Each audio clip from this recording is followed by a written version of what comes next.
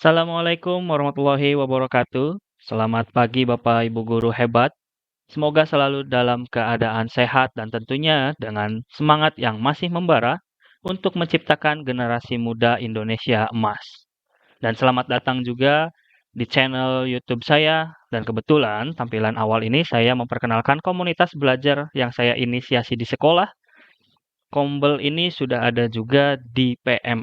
Silahkan Bapak Ibu follow atau ikuti karena akan ada materi-materi penunjang untuk mendapatkan sertifikat yang khusus kebutuhan upload di PMM.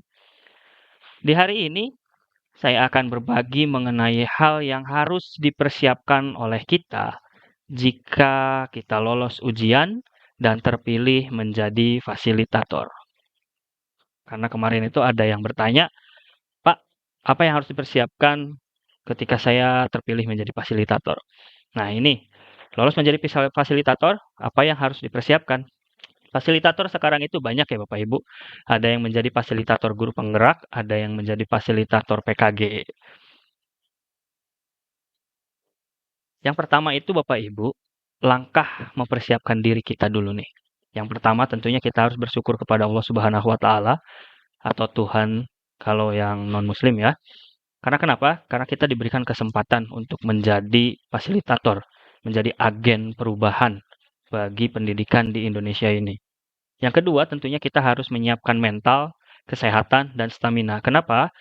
Karena Bapak Ibu, ketika kita menjadi fasilitator, kita bukan hanya bertemu dengan orang yang baru kenal, kita akan dihadapkan dengan eh, tenggang waktu yang mungkin cukup penggerak waktu zaman saya jadi caleg CGP itu 9 bulan. Kalau sekarang menjadi 6 bulan, tapi tetap harus dipersiapkan kesehatan dan staminanya. Mental juga harus disiapkan karena posisinya sebagai fasilitator jangan sampai bersifat menggurui. Dan yang ketiga, kita harus tetap selalu belajar dan mengulas kembali materi. Seperti saya waktu CGP Angkatan 3, nah sekarang saya juga terpilih menjadi fasilitator, saya harus tetap belajar dan mengulas kembali materi. Jangan sampai ada perasaan, saya sudah menjadi fasilitator, masa begini begini saja tidak bisa. Jangan sampai ada perasaan seperti itu ya Bapak Ibu. Dan yang keempat, kita harus mempersiapkan beberapa perangkat untuk mempermudah jalannya sesi kolaborasi. Nah, ini sangat penting Bapak Ibu, di mana kalau perangkat yang kita miliki itu bisa mempermudah jalannya sesi kolaborasi itu akan berjalan sangat mulus dan juga tidak akan terasa lama seperti air mengalir saja gitu. Kita akan memberikan pembahasan-pembahasan materi, kita akan berdiskusi tentang satu materi, itu akan berjalan dengan sangat enak Bapak Ibu ya. Dan yang kelima, tentunya kita akan mengalir seperti tirta. Ketika kita sudah menguasai semuanya Bapak Ibu, kita sebagai fasilitator hanya bisa memfasilitasi dan juga memperkuat pemahaman-pemahaman dari rekan-rekan yang kita fasilitasi. Tentunya model kita sebagai fasilitator itu harus menggunakan alur tirta Bapak Ibu ya. Nah, di guru penggerak ini dibahas nih tentang tirta itu apa. T-nya itu adalah tujuan, I-nya identifikasi, R-nya adalah rencana aksi, TA-nya adalah tanggung jawab. Selalu seperti itu Bapak Ibu. Komunikasi kita selama pembelajaran atau selama kita memfasilitasi CGP atau teman-teman PKG itu pakai komunikasi tirta. Itu adalah langkah awal untuk mempersiapkan diri. Lantas, setelah mempersiapkan diri, kita akan bahas tentang yang nomor 4, perangkat seperti apa sih Pak yang harus dipersiapkan. Ini ada 3 hal Bapak Ibu. Yang pertama itu sudah pasti, kita akan membuat materi di sebuah PowerPoint. Nah, PowerPoint ini juga harus menarik, tapi jangan sampai PowerPoint ini hilang esensinya Bapak Ibu. Karena PowerPoint adalah yang dituliskan adalah poin-poin inti atau poin-poin pentingnya saja. Jangan sampai PowerPoint yang Bapak Ibu hadirkan itu mayoritas teks semua. Jangan ya Bapak Ibu ya, jangan. Yang kedua, itu adanya akses penggunaan aplikasi seperti Jamboard, Wheel of Names, dan lain-lainnya yang bisa dipakai secara online. Kenapa? Ketika kita akan ada sesi pertanyaan, kita boleh kok pakai Jamboard dan itu pasti bakal menjadi sesi yang paling seru. Karena tidak tidak besar kemungkinan atau tidak kecil kemungkinan beberapa guru baru mengenal tentang Jamboard, Bapak Ibu. Ketika baru dikenalkan Jamboard dan itu baru pertama kali menggunakan Jamboard, itu pasti insya Allah akan dipakai. Karena baru kenalan, pasti yang namanya baru kenalan, uji coba dan dicobain kepada siswa-siswanya. Nah, fungsinya dari Wheel of Names itu untuk apa? Wheel of Names ini adalah untuk pembagian kelompok secara acak. Ada juga teknik yang lain yang sekali klik langsung dibagi menjadi kelompok-kelompok, tapi rasa deg-degannya tuh hilang Bapak Ibu. Kalau pakai Wheel of Names, ini yang biasa saya pakai Wheel of Names itu itu muncul. Jadi ketika dibagi kelompok, wah saya akan satu kelompok dengan siapa nih? Karena ini nama-namanya berputar Bapak Ibu. Dan yang terakhir di sini adalah aplikasi penunjang yang ada di Google Meet atau juga di Google Chrome. Nah, aplikasi penunjang ini kita sebut adalah extension yang harus ada di Google Chrome Bapak Ibu semuanya ya.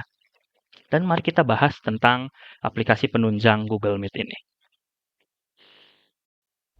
Apa yang harus disiapkan pada saat kita menjadi fasilitator? Biasanya ketika kita menjadi fasilitator Bapak Ibu, kita itu dipasang atau ditunjang email dari Kemdikbud.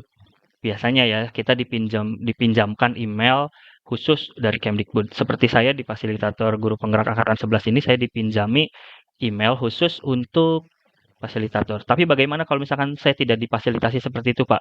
Nggak apa-apa, cuman syaratnya Bapak Ibu harus menggunakan email yang mungkin kita upgrade ya, kita sebutnya adalah upgrade dan sudah berbayar minimal itu 2 tera, baru kita bisa merecord si pembelajaran tersebut. Pak, bagaimana kalau misalkan kita hanya pakai yang gratisan saja? Ada aplikasinya Bapak Ibu, tenang saja. Aplikasi ini kita menggunakan OBS. Nah, aplikasi OBS ini yang sekarang saya gunakan Bapak Ibu untuk menghadirkan satu tangkapan layar di sini dan di-record secara real time. Baik, kita kepada pembahasan inti di mana kita akan menambahkan beberapa extension yang wajib ada di Google Chrome ketika Bapak Ibu menjadi fasilitator. Kita buka email saya pribadi dulu ya Bapak Ibu ya. Ini adalah email pribadi saya. Nah, ini adalah email pribadi saya Bapak Ibu. Jadi kalau misalkan Bapak Ibu penasaran tentang atau merequest Pak bikin tutorial tentang ini, silahkan japri saja, boleh melalui email ini. Nah, ini tandanya Bapak Ibu ketika Google akun Bapak Ibu itu sudah berbayar minimal, kalau bisa record itu minimal 2 tera. Ya sekitar 135.000 per bulan lah. Saya hanya spill saja meskipun saya tidak dibayar oleh Google Bapak Ibu ya. Baik, ini adalah extension yang wajib ada. Ketika kita akan menambahkan extension Bapak Ibu, klik titik 3. Nah, di sini kita cari dulu bagian extension. Nah, di sini ada extension. Saya pakainya bahasa Inggris Bapak Ibu, kalau di bahasa Indonesia masih kayaknya artinya masih tetap sama ekstensi. Kita di sini ada manage extension. Nah, ketika manage extension, Bapak Ibu cari yang namanya paling pertama itu adalah auto admit.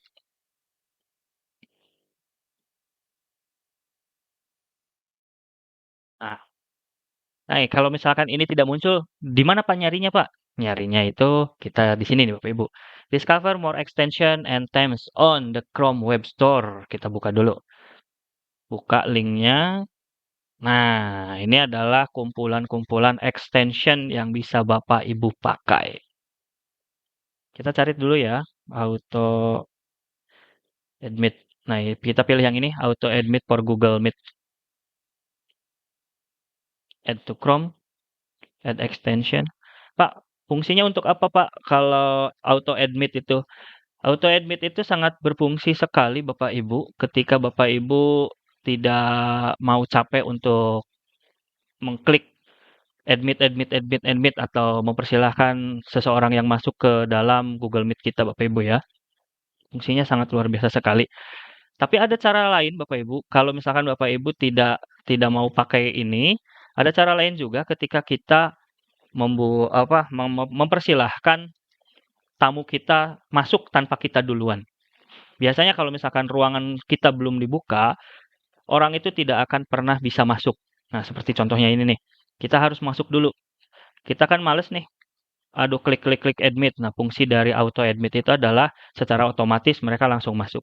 Tapi dengan syarat Bapak Ibu harus masuk duluan. Oke. Ada cara yang lain dan ini juga cara yang biasa saya pakai. Ketika Bapak Ibu membuat membuat sebuah,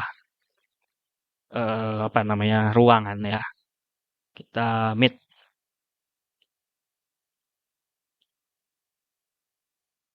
kita bikin schedule-nya saja.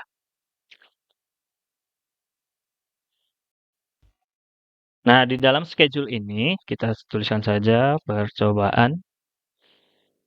Jangan lupa join with sudah ada. Kalau misalkan ini belum muncul, diklik Bapak Ibu ya, join with Google. Terus, nah ini di sini kita tambahkan Bapak Ibu open, jangan trust. Kalau trust kita pakainya auto admit, kalau open kita mempersilahkan siapa saja boleh masuk ke dalam ruangan kita. Meskipun kitanya belum masuk Bapak Ibu. Yang penting linknya sudah disebar, mereka bisa masuk dan kita bisa masuk eh, terakhiran atau bisa masuk ya sebelum atau sesudah ada yang masuk juga tidak tidak apa-apa. Itu open karena disebutnya open source. Kita klik open. Setelah itu baru kita save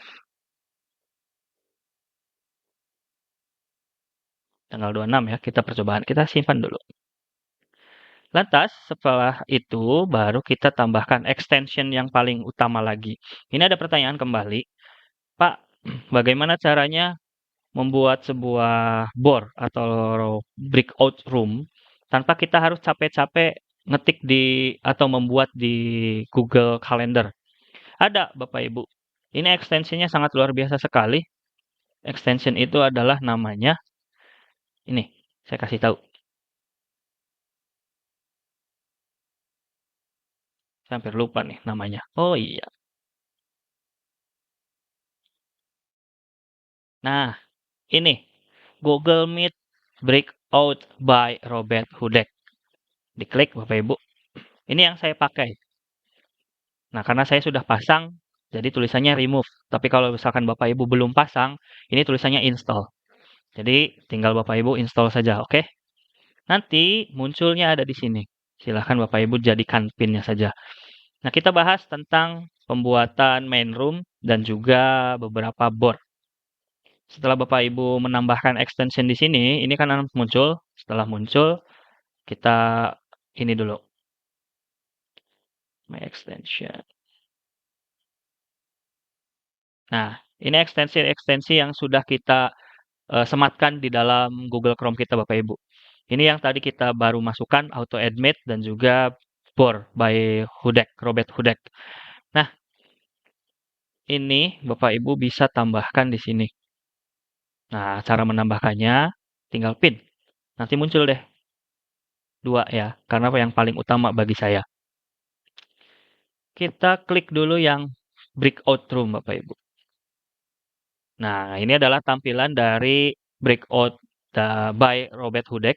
Ini sangat luar biasa sekali. Bagaimana caranya? Ini ada Meet, ada Rooms, ada Curse, ada General. Bapak Ibu bisa pakai link yang sama berulang kali. Kita klik dulu Rooms. Nah, di sini ada Rooms, main. Kita ganti nama jadi main room. Pak, boleh nggak ganti nama yang lain? Boleh. Gudang. Ganti yang lain, Pak. Boleh. Tempat utama. Boleh seperti ini ya. Terserah Bapak Ibu lah dinamainya seperti apa. Room pertama ini adalah main room, tempat utama. Kita akan membagi kelompok. Disesuaikan Bapak Ibu kelompoknya mau berapa. Misalkan ada 3 nih. Nah, kita klik dulu di sini ada add. Kita tambahkan add 1, 2, 3. Ini biar nanti muncul di Google Drive Bapak Ibunya tidak membuat pusing, tulis di sini. Kelompok 1. Kelompok 1 boleh atau saya biasanya pakai yang ini aja. Lebih simpel Bapak Ibu. Bor 1, bor 2, bor 3. Pak, kok ini linknya belum muncul? Betul. Bagaimana cara memunculkannya? Kita klik save dulu Bapak Ibu. Kita klik, tunggu dulu sebentar. Muncul. Oke, 1, 2, 3, 4 dengan main room. Setelah seperti itu, baru kita buka Meet. Kita kembali lagi ke Meet. kita mulai kelasnya. Start class. Nah, ini adalah eh, yang sudah kita ciptakan Bapak Ibu. Kalau kita membuka pertama dulu, mau mainnya dulu nih Pak, main roomnya dulu, kita klik yang main. Ini nanti akan muncul room utama. Nah, ini adalah room utama kita. Kita sesuaikan Bapak Ibu, kita lihat linknya sama atau tidak. FCS, FZ, QY, QYN, W. Oke, ada QN lah. Kita lihat, cocok nggak? Oke, cocok. Sama ya, sama. Nah, kalau kita mau buka breakout-nya gimana Pak? Kita balik lagi ke start class. Nah, kita klik breakout. Nah, tapi disesuaikan dulu. Kalau kita sudah menciptakan 3 dan memang berkebutuhan 3 kelas, atau sorry 3 ruangan, kita kliknya 3. Tapi kalau misalkan kita sudah menciptakan 3, tapi butuhnya 2, kita klik 2. Seperti itu ya. Nanti yang muncul itu akan hanya 2 bor saja. Kita buktikan Bapak Ibu ya. Kita klik yang 2. Klik. 1, 2. Oke, ini sudah muncul semua ya. 1, tuh ini bor 2, ini bor 1. Kita close dulu untuk membuktikan. Kita start kelas lagi. Bornya ada 3. Jangan kita tambah lagi lah, biar seru. Tambah lagi bor 4. Save. Tambah lagi jadi 4, oke. Kita buka nih breakout-nya. Cos.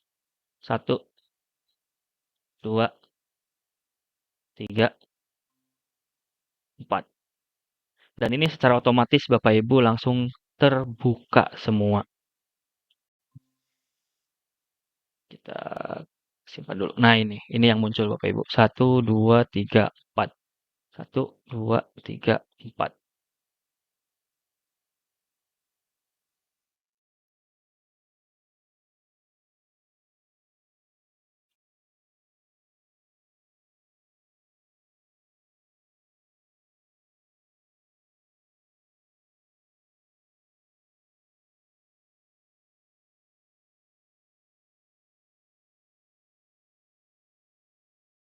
Nah, Bapak Ibu, ciri-cirinya kalau auto admit itu sudah aktif ini di sebelah pojok kanan bawah.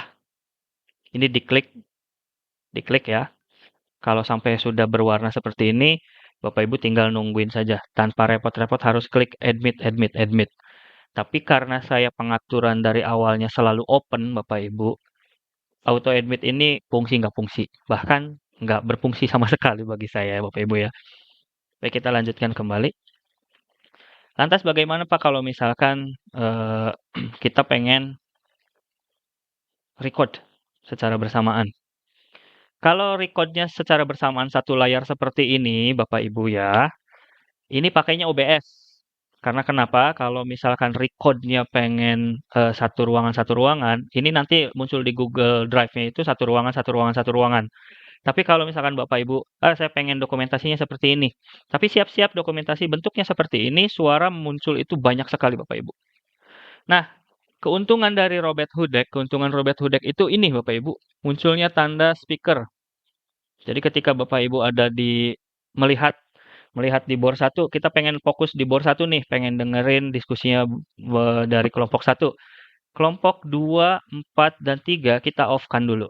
Baru kita bisa fokus tuh. Kelompok satu ngobrolin apa ya? Setelah kelompok satu kita pindah ke kelompok 2, fokus lagi, dengarkan ada permasalahan atau tidak. Kalau tidak ada, aman, kita pindah ke bor 3, begitu seterusnya Bapak Ibu. Nah, ini adalah keuntungannya. Bagaimana kalau misalkan diaktifkan semua? Diaktifkan semua itu mereka berdiskusi dan banyak sekali suara Bapak Ibu. Jadi siap-siap saja. Kalau misalkan Bapak Ibu merecord secara real real time seperti ini, seperti pakai OBS, nanti munculnya itu banyak sekali suara. Nah, untuk record secara bersamaan, ini ada manage record. Nah, ini ada start record. Klik titik 3, ada manage record. Ini juga start record. Ada manage record, ini start record, ini manage record, ini start record. Ya, seperti itu Bapak Ibu. Tapi ingat Bapak Ibu, ketika Bapak Ibu menjadi fasilitator tapi menggunakan email biasa harus di-upgrade dulu minimal 2 terabyte. Baru Bapak Ibu bisa melakukan record. Kalau upgrade-nya Bapak Ibu hanya yang sampai 100 giga atau 200 giga, itu tidak ada fasilitas untuk start record Bapak Ibu ya. Nah, ada juga Bapak Ibu, eh, kita sebut kekurangan dari Robert Hudek Bapak Ibu. Ini yang pernah saya alami waktu saya menjadi fasilitator angkatan 8. Ketika saya pakai bornya Robert Hudek dan saya pakai speaker Bluetooth, Bapak Ibu, itu terjadi bug. Terjadi bugnya kenapa? Ada bor satu muncul suaranya, bor 2 muncul suaranya, bor 3, 4 itu tidak ada suaranya. Itu bugsnya seperti itu. Solusinya gimana, Pak? Jangan pakai speaker Bluetooth. Dah itu aja.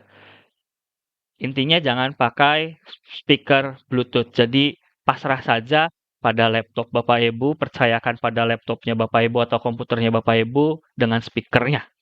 Ya, itu adalah kekurangan dari Robert Hudek. Kelebihannya seperti ini Bapak Ibu. Kita bisa controlling secara langsung. Nah, ini yang harus dipersiapkan kita sebagai fasilitator.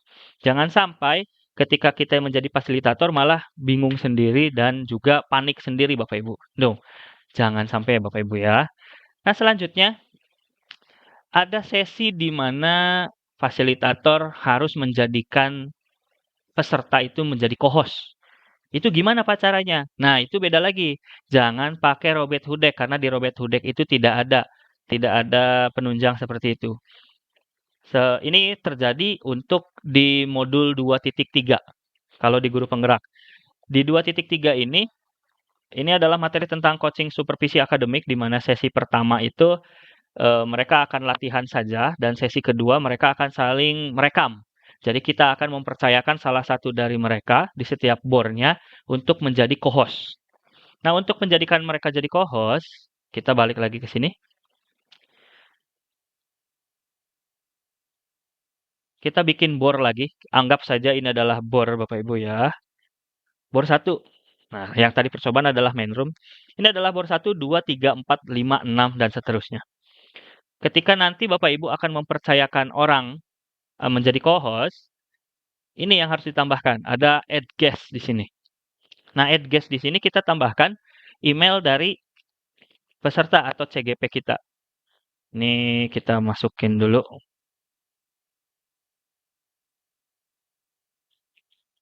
Muncul nggak? Oke, ini muncul nih. Ini adalah email saya. Ini email saya juga sebagai contoh ya Bapak Ibu ya.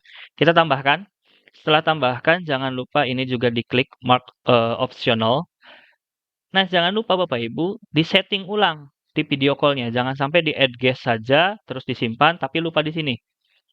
Kita tambahkan di gear-nya.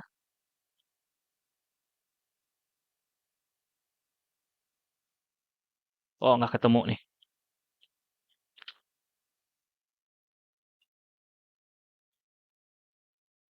Host control, host management, trust, save, meeting record.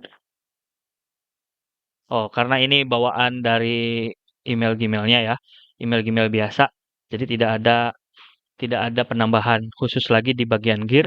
Tapi ini akan ada undangan Bapak Ibu, akan ada undangan ke email saya satunya. Kita send dulu. Kita uji coba dulu, kita lihat dulu apakah ada email masuk.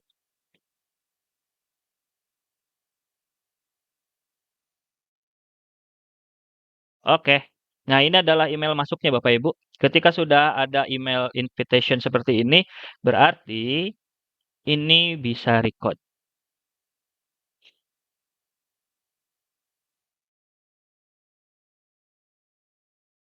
Bentar.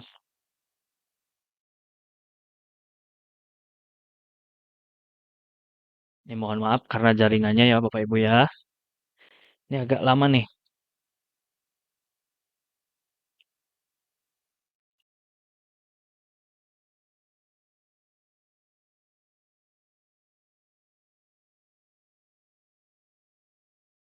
Settingnya trust kan. Trust atau open. Saya lupa. Kita open dulu. Open.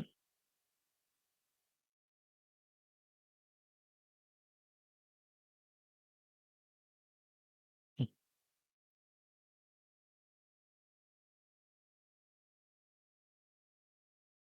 Oh lah, karena mikrofonnya sedang saya pakai untuk merekam Bapak Ibu. Jadi posisinya ini meminta meminta dulu allow mikrofon karena langsung tembus. Karena ini lagi dipakai Bapak Ibu ya. Kita lihat dulu apa bedanya Pak dengan email yang pemberian atau pinjaman dari Kemdikbud. Kalau yang tadi Bapak Ibu, ini tidak ada penambahan ya. Tapi kalau misalkan kita pakai email pinjaman, ini email pinjaman dari Kemdikbud kepada saya Bapak Ibu ya. Ini adalah bor 6 Bapak Ibu. Saya sudah menambahkan salah satu CGP saya, ada Pananda. Ini diklik gearnya. Nah, ini yang beda. Ada guest Bapak Ibu. Di guestnya kita tambahkan lagi nama Pananda. Jangan sampai enggak. Ini kalau pakai email pinjaman dari Kemdikbud. Setelah ditambahkan, baru kita save.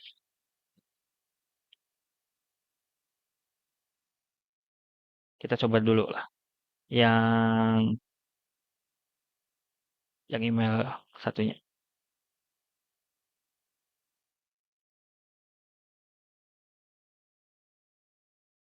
Kita kopas dulu.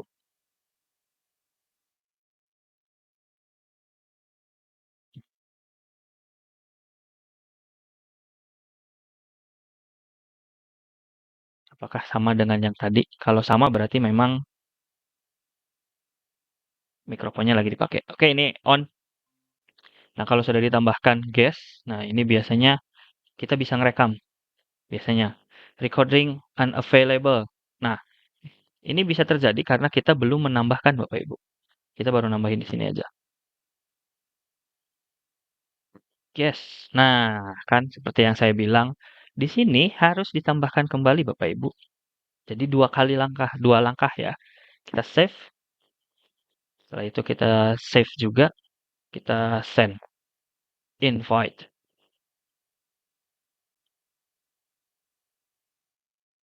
Bismillah, mudah-mudahan bisa.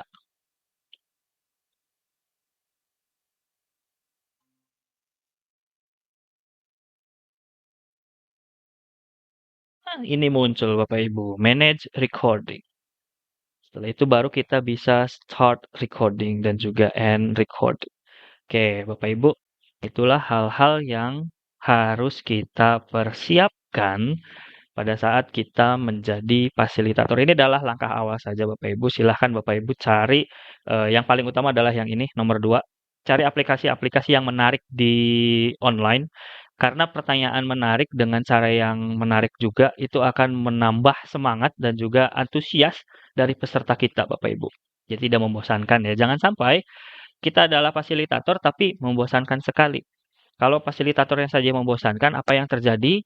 Pasti mindsetnya adalah pembelajaran bukan berpihak pada murid.